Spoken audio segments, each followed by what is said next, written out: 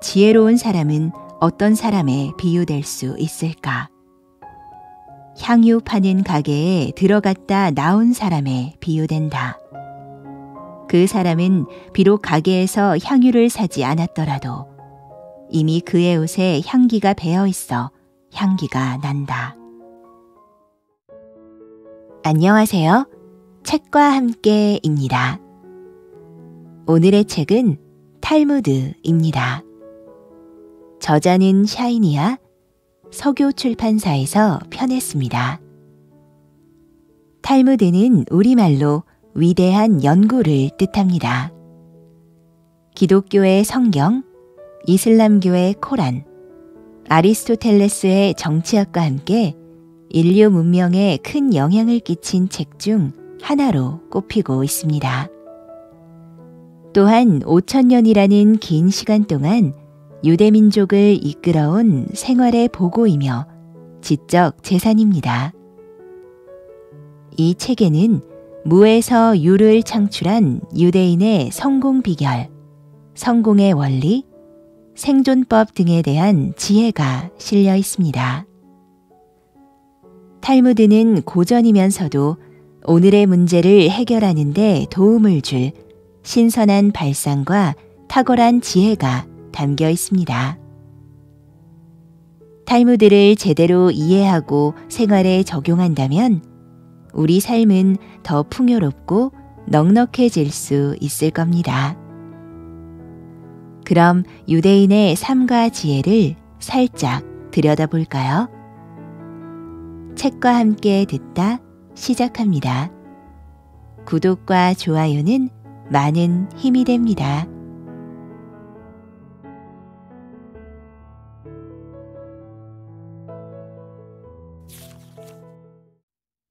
희망. 옛날에 한 남자가 왕의 노여움을 사서 사형을 선고받았다. 남자는 왕에게 목숨만 살려달라고 애원하며 이렇게 말했다. 임금님의 소중한 말을 1년 동안 맡겨주신다면 하늘을 나는 법을 가르치겠습니다. 이어 그는 만약 1년이 지나 말이 하늘을 날지 못하면 그때는 사형에 처해도 좋다고 말했다. 왕은 남자의 탄원을 받아들였다. 대신 1년 후 말이 하늘을 날지 못한다면 사형에 처하겠다고 말했다.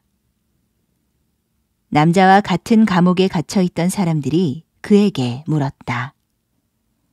어떻게 말이 하늘을 날 수 있단 말인가? 1년 안에 왕이 죽거나 아니면 내가 죽을지도 모릅니다. 또는 말이 죽을지도 모르고요. 또 1년이 지나면 말이 날 수 있게 될지도 모르지 않습니까? 유대인은 인생에는 많은 가능성이 있으므로 절대 포기하거나 희망을 버려서는 안 된다고 가르친다. 그러나 이러한 낙관적인 생각에도 반드시 노력이 뒤따라야 한다. 희망에만 기대고자 하면 아무것도 못한다는 말이나 희망이라는 자는 거짓말을 못한다는 가르침도 잘 새겨보아야 한다. 다음은 유대인의 또 다른 철학이 담긴 이야기다. 개구리 3마리가 우유통에 빠졌다. 첫 번째 개구리는 모든 일은 하느님의 뜻대로 된다고 생각하면서 어떤 노력도 하지 않았다.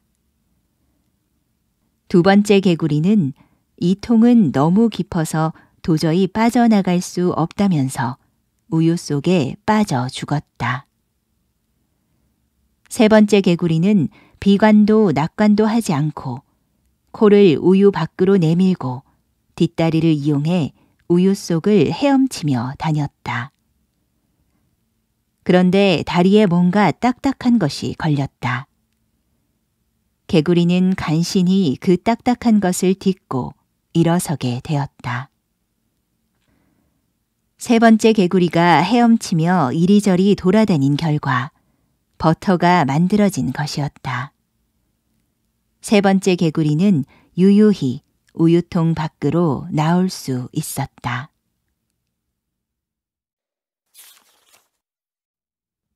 현명한 사람. 어떤 배가 항해를 계속하던 중에 심한 폭풍우를 만나 길을 잃고 말았다. 다음 날 아침 바다는 다시 잠잠해졌고 배는 아름다운 섬에 닿아 있었다. 사람들은 항구에 닻을 내리고 잠시 쉬어가기로 했다. 섬에는 아름다운 꽃들이 활짝 피어 있었고 먹음직스러운 과일들이 주렁주렁 매달린 나무들은 신선한 녹음을 들이우고 있었다. 또 온갖 새들이 즐겁게 지저귀고 있었다. 배에 탄 사람들은 5그룹으로 나뉘었다. 첫 번째 그룹은 자신들이 섬에 머무르는 동안 순풍이 불어와 배가 떠나버릴지도 모른다고 생각했기에 아예 상륙조차 하지 않고 배에 남아 있었다. 두 번째 그룹은 서둘러 섬에 올라가 향기로운 꽃향기를 맡고 나무 그늘 아래에서 맛있는 과일을 따먹고는 기운을 되찾아 곧 배로 돌아왔다. 세 번째 그룹은 순풍이 불어오자 배가 떠나는 줄 알고 당황하여 돌아왔기 때문에 소지품을 잃어버렸고 자신들이 앉아있던 배 안에 좋은 자리마저 빼앗겼다.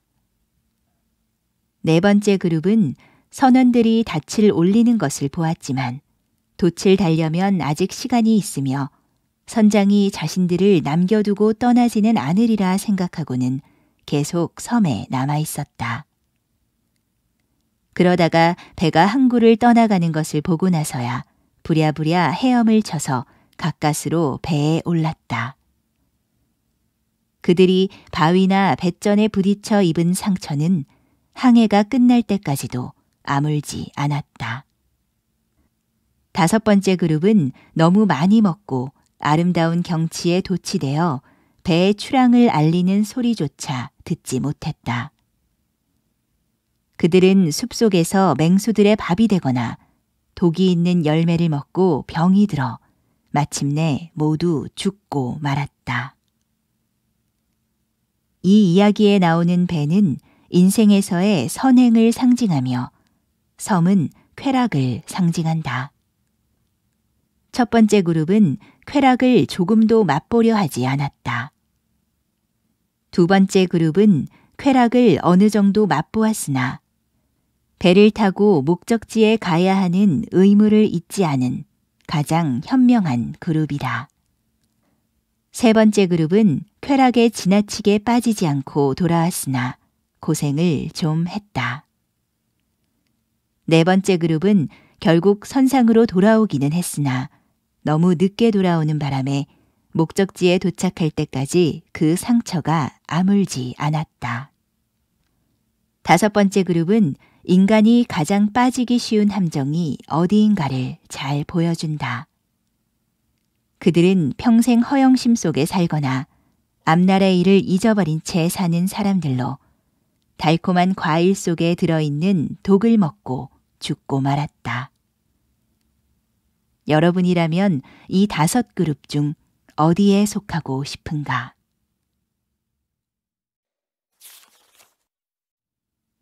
자신의 감정을 다스려라.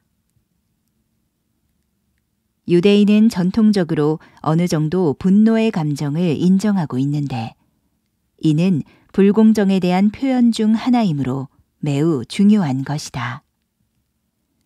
그러나 타인에 대한 무절제한 분노나 이성을 잃은 분노는 반드시 절제해야 할 감정이다. 상대방의 성격은 다음과 같은 3가지 모습을 보면 파악할 수 있다. 술 마시는 방식, 돈 쓰는 방식, 그리고 화내는 모습이다. 또 혹자는 농담하는 방식을 통해서도 그 사람의 성격을 알 수 있다고 한다. 사람은 4가지 성격으로 나뉜다. 1. 쉽게 화내고 쉽게 푸는 사람. 얻는 것과 잃는 것이 비슷하다. 2. 잘 화내지 않고 잘 풀지도 않는 사람. 잃는 것과 얻는 것이 비슷하다. 3. 잘 화내지 않고 잘 푸는 사람. 성인 같은 사람이다. 4. 쉽게 화내고 쉽게 풀지 않는 사람. 악인 같은 사람이다. 지식이 깊지만 성격이 급한 판관이 있었다. 그는 다른 사람과 대화를 할 때마다 상대방의 이야기를 들으려 하지 않고 자신의 주장만 펼치곤 했다. 하지만 헤어진 후에는 언제나 자신의 언동에 대해 후회했다. 그가 한 예언자를 찾아가 물었다. 어떻게 하면 남한테 욕하는 버릇을 고칠 수 있습니까? 남한테 하는 욕을 자신에게 해보십시오. 아니면 욕하기 전에 내가 한 욕은 결국 나한테 되돌아오게 돼 있다고 생각하면 더 이상 욕을 하지 않게 될 것이오. 예언자의 충고를 받은 그는 드디어 자신만의 해결 방법을 찾아냈다. 즉, 욕을 하고 난 뒤 상대방에게 사과와 함께 큼지막한 선물을 하는 것이었다. 이렇게 남을 욕한 데 대한 값비싼 대가를 치르면서 점차 자신의 감정을 다스릴 수 있게 되었다. 선물이 자신의 나쁜 성격을 고치는 중요한 역할을 하게 된 것이다. 어느 날 두 사람이 힐레를 찾아와 강요하듯 말했다. 내가 한쪽 다리로 서 있는 동안에 유대인들이 배우는 학문을 모두 말해보시오. 그러자 힐렐은 태연스럽게 대답했다. 자신이 하고 싶지 않은 일을 남에게 강요하지 마시오.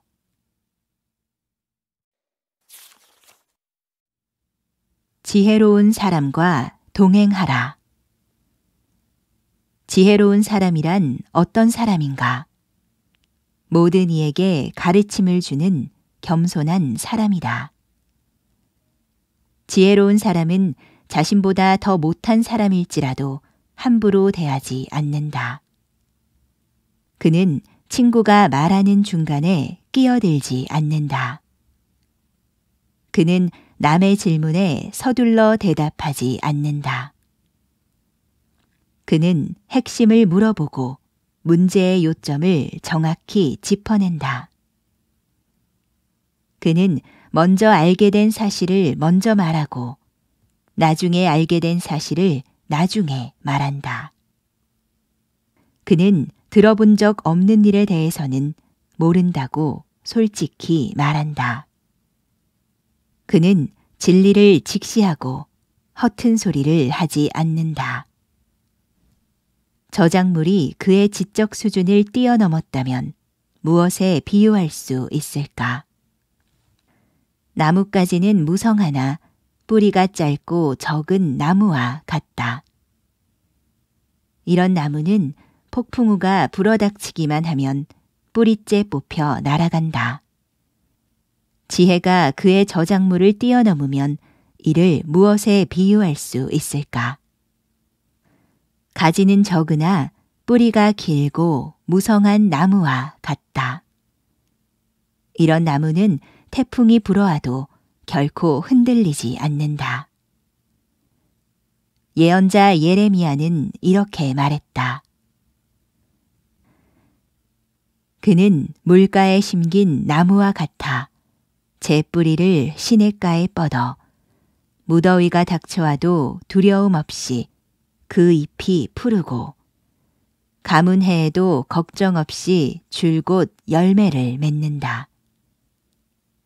이어 지혜로운 이들과 어울리는 이는 지혜를 얻고 우둔한 자들과 사귀는 자는 해를 입는다.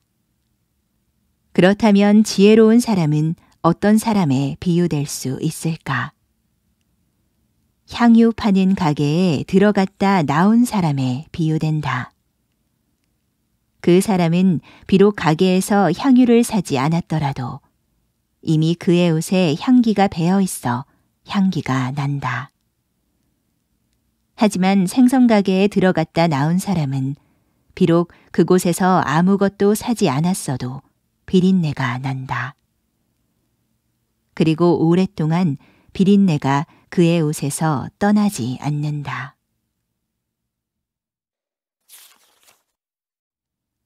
술의 기원. 이 세상 최초의 인간이 포도나무를 심고 있었다. 그곳에 악마가 나타나 무엇을 하고 있느냐고 물었다. 인간이 대답하기를 아주 근사한 식물을 심고 있다 고 대답하자 악마는 이런 식물은 처음 보는 것이군 하면서 놀라워했다. 그래서 인간은 악마에게 다음과 같이 설명해 주었다. 이 식물에는 아주 달콤하고 맛있는 열매가 열리는데 익은 다음 그 즙을 내어 마시면 아주 행복해진다. 악마는 그렇다면 자신도 꼭 끼워달라고 하면서 양과 사자와 돼지와 원숭이를 데리고 왔다. 그러고는 이 짐승들 4마리를 죽여 그 피를 거름으로 썼다. 포도주는 이렇게 해서 세상에 처음 생겨났다고 한다. 그래서 처음 술을 마시기 시작할 때는 양과 같이 온순하고 좀 더 마시면 사자처럼 사납게 되고 좀 더 마시면 원숭이처럼 춤추거나 노래를 한다. 그리고 더 많이 마시게 되면 토하고 뒹구느라 돼지처럼 더럽게 된다. 술이란 악마가 인간에게 준 선물이기 때문이다.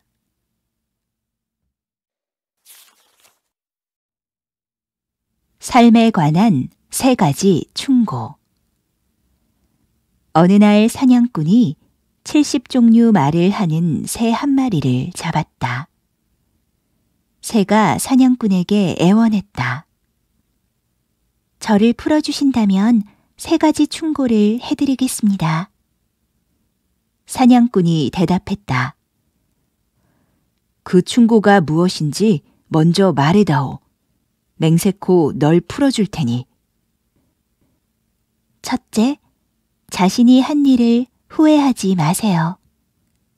둘째, 다른 사람이 뭐라고 하던 불가능하다고 생각하는 일이라면 애써 믿지 마세요. 셋째, 포수님이 오르지 못할 나무는 오르려고 절대 힘을 낭비하지 마세요. 이제 다 알려드렸으니 어서 저를 풀어주세요. 새의 말이 끝나자마자 사냥꾼은 약속한 대로 새를 풀어주었다. 자유를 되찾은 새는 높은 나무 위로 날아가며 이렇게 말했다. 당신은 참 멍청하군요. 자기 입속에 들어있는 귀한 진주를 알아보지 못했으니까요. 화가 난 사냥꾼은 다시 새를 잡으려고 새가 앉아있는 나무 위로 오르기 시작했다. 그러나 절반도 못 올라가서 그만 땅에 떨어져 다리가 부러졌다. 새는 그를 바라보며 비웃었다. 당신은 진짜 바보군요. 내가 조금 전 당신에게 했던 이야기를 잊어버리다니요. 자신이 한 일에 대해 후회하지 말라고 했는데 당신은 나를 풀어주자마자 후회하기 시작했어요. 그뿐만 아니라 주변 사람들이 뭐라고 하던 불가능해 보이는 일은 절대 믿지 말라고 했는데도 당신은 너무 쉽게 믿었어요.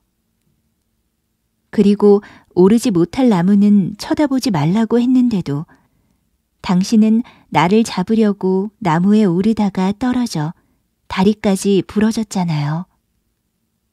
말을 마친 새는 어디론가 호련히 날아가 버렸다. 내일의 일을 미리 걱정하지 말라. 내일 당신에게 어떤 일이 일어날지 아무도 모른다.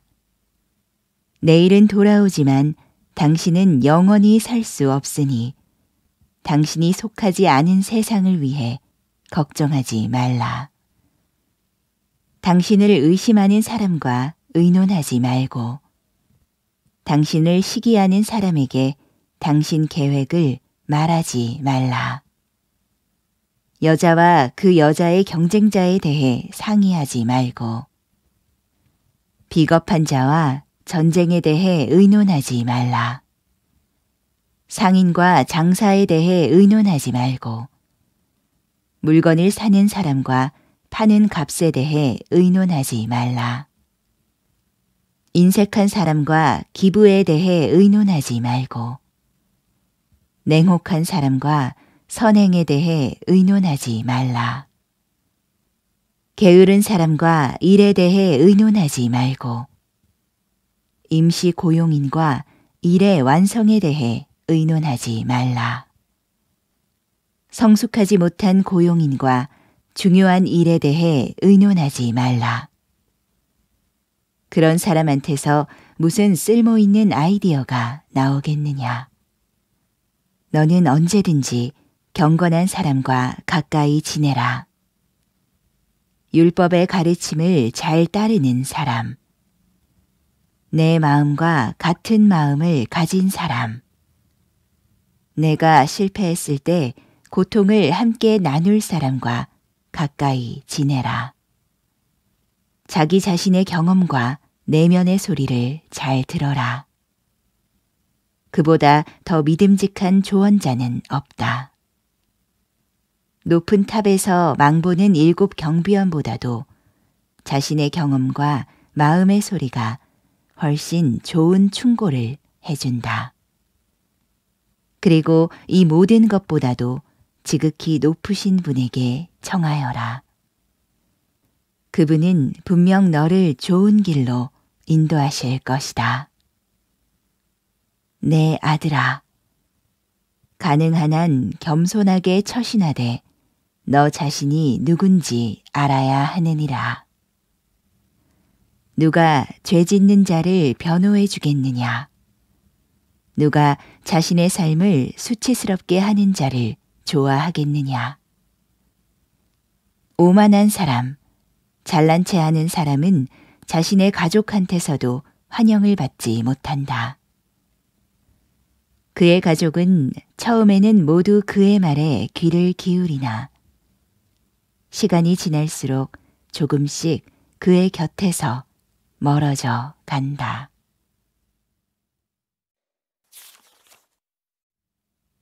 피해야 할 사람. 다음과 같은 네 부류의 사람은 피해야 한다. 오만한 가난뱅이, 아첨을 좋아하는 부자, 호색한 노인, 그리고 제멋대로 권력을 휘두르는 지도자가 바로 그들이다. 화를 잘 내는 사람과 어울리지 마라.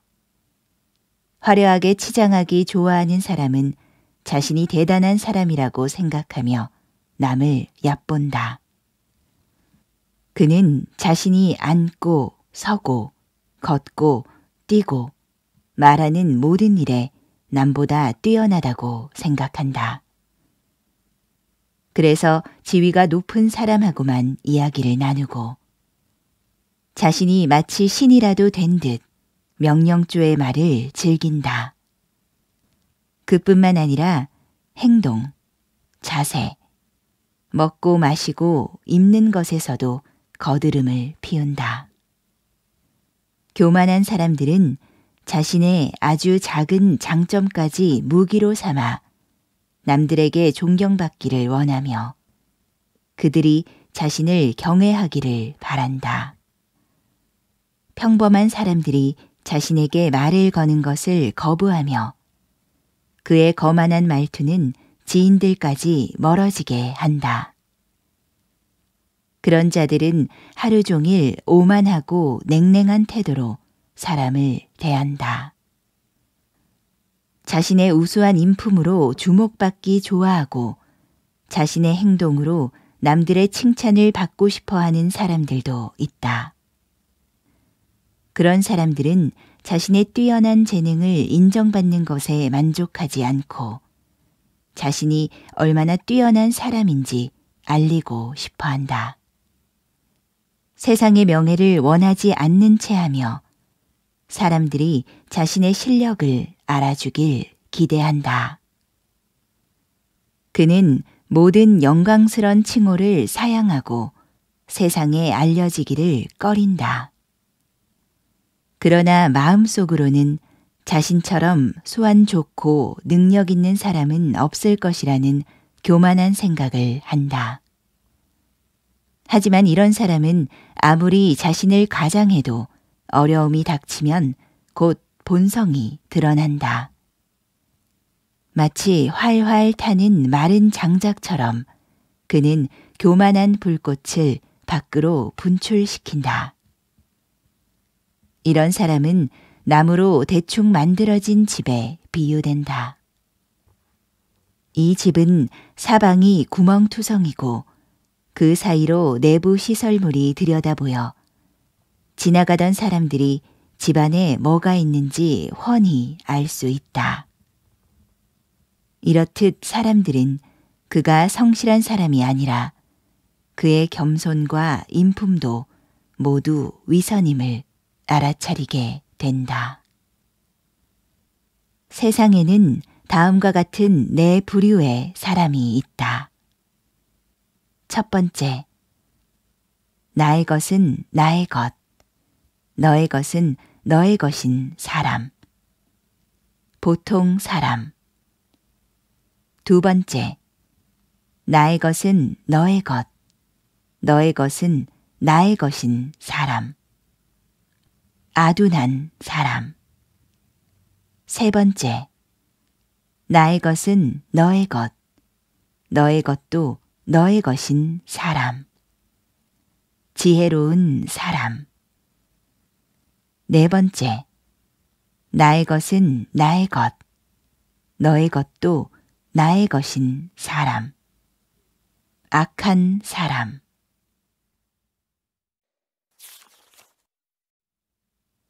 처세의 도. 인간의 육체는 마음에 좌우되고 있다. 마음은 보고 듣고 걷고 서고 기뻐하고 굳어지고 부드러워지고 슬퍼하고 두려워하고 교만해지고 설득되고 사랑하고 미워하고 탐구하고 반성한다. 세상에서 가장 강한 인간은 자신의 마음을 조절할 수 있는 자이다. 인간은 보통 60년, 70년, 80년, 100년을 산다. 그러나 10년을 산다 해도 한꺼번에 100년을 사는 것이 아니라 하루하루씩 산다. 나아가 1시간 1시간, 1분 1분씩 살고 있는 것이다. 그러므로 하루하루가 인생의 전부이며 나아가 1초 1초가 전 인생인 것이다. 인간이 오늘을 마지막 날이라고 생각한다면 가장 충실하고 풍성한 열매를 맺을 수 있는 하루하루를 보내기 위해 노력할 것이다. 그리고 생애 최초의 날이라고 생각한다면 더없이 활기차고 희망찬 하루를 보내게 될 것이다. 당신이 살고 있는 것은 지금 이 순간이다. 바로 이 순간만이 중요한 것이다. 누구를 비난해야 한다면 초점을 그에게만 맞추도록 하라. 예를 들어 누구를 비난하면서 그의 가족이나 친지, 종교에 대해서까지 험담을 해서는 안 된다. 한 사람을 비난하면서 여러 사람을 기분 나쁘게 하지 마라. 다른 사람들로부터 원한을 사면서까지 누구를 돕지 않도록 조심하라. 그로 인해 마음이 상한 사람들은 절대로 그 사실을 잊지 않을 뿐만 아니라 자기가 입은 피해는 부풀려서 말한다. 반면 도움을 받은 사람은 그 사실을 잊어버리거나 별것 아닌 것으로 생각한다. 그러므로 특별한 경우를 제외하고 얻는 것보다 잃는 것이 훨씬 더 많다. 이론과 실전의 차이는 하늘과 땅만큼 크다. 너무나 많은 사람이 이론은 잘 알면서도 막상 그것을 실천하려고 하면 대체로 망설이기 일쑤이다. 그런 사람이 가진 지식은 아무리 많아도 별반 쓸모가 없다. 그것은 마치 보물을 괴짝에 잔뜩 넣어두고도 한 번도 꺼내 쓰지 못하는 물건과 같다. 아무런 계산도 없이 사랑을 베푸는 것은 자비로운 행위이며 그 행위 자체가 신성하다. 사랑을 베풀다 보면 정말 고마워하는 사람들을 만나게 된다.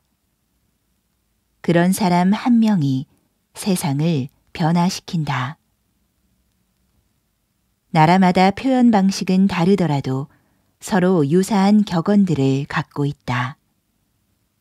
그 이유는 이 격언들이 경험을 통해 혹은 사물에 대한 오랜 관찰을 통해 만들어졌기 때문이다. 경험과 관찰이란 세상 어디에나 존재한다. 남을 헐뜯는 것은 살인보다 위험하다. 살인은 한 사람만 죽이지만 험담은 세 사람을 죽인다. 험담을 한 자와 그 험담을 막지 않고 들은 자, 또 이 험담으로 피해를 보는 자가 그들이다.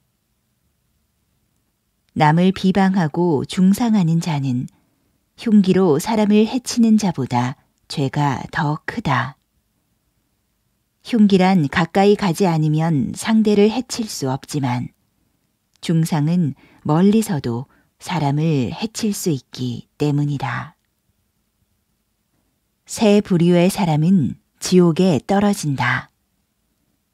이미 결혼한 여성과 간음하는 자, 공개적으로 이웃을 비방하거나 뒷담화를 하는 자, 일보다는 술과 노름에 빠져 사는 자이다. 그러므로 공개적으로 이웃을 비방하거나 괴롭히느니 차라리 뜨거운 용광로에 들어가는 편이 낫다.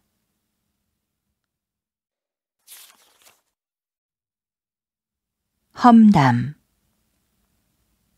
험담은 세 사람을 죽인다. 험담을 한 자, 험담을 들은 자, 험담의 대상자 등 모두 죽일 수 있다. 그러니 이웃의 명예를 자신의 명예처럼 소중히 여겨야 하며 이웃을 비방하려는 것은 생각조차 하지 말아야 한다. 그리고 다른 사람을 부추겨 죄를 짓게 하는 사주하는 일은 사람을 죽이는 것보다 더 나쁜 일이다. 살인은 단지 현세의 삶을 끝낼 뿐이지만 다른 이에게 죄를 짓게 하는 일은 내세까지 이어지게 된다. 남을 원망하지 않고 화내지 않으며 자만하지 않는 사람은 죄를 짓지 않을 것이다. 가족에게든 지인에게든 남의 비밀을 옮기지 마라.